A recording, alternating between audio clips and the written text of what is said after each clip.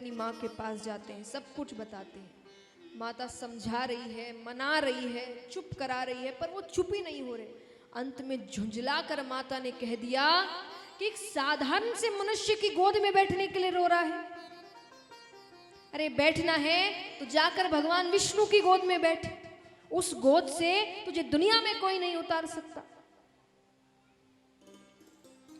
वो विष्णु सुन के उनको फिर याद आ जाता है। वो कहते ये भगवान विष्णु कौन है? छोटी माता भी इनका नाम ले रही थी कि अगर मुझे पिताजी की गोद में बैठना है तो इनसे कहना पड़ेगा। ये कौन है? माता कहती ये भगवान है। ये कहाँ मिलेंगे? बोले इनको मिलने के लिए तपस्या करनी पड़ती है। तू अभी छोटा है ना, जब बड़ा हो जाएगा तो मैं तुझे वन में भेजूंगी, वहां जाकर तप करना, तुझे भगवान मिल जाएंगे। ठीक है, सुला देती है। पर उनके मन में बस वो बात बैठ गई कि इनको पिता की गोद में बैठना है, और वहां बैठने के लिए इसको भगवान विष्णु को मनाना पड़ेगा। अब उसको ऐसा लग रहा है ज्यादा देर नहीं इंतजार करना। माता ने कहा था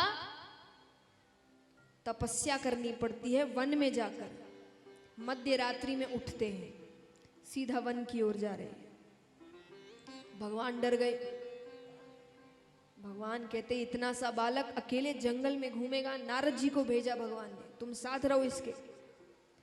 नारद जी पीछे से आते हैं। नारद जी कहीं भी जाते हैं तो सबसे पहले क्या कहते हैं? जोर से कहो, नारायण नारायण।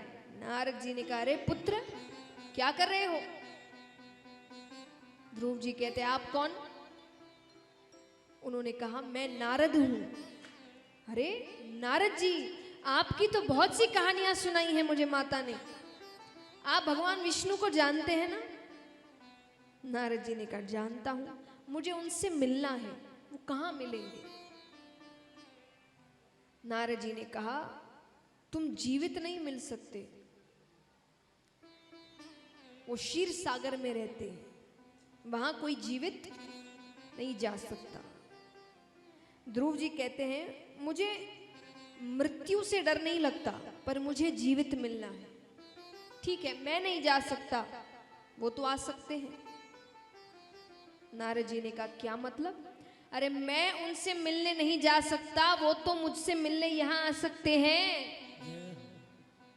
नारद जी ने कहा जरूर आ सकते हैं, लेकिन उसके लिए कठोर तपस्या करनी पड़ेगी।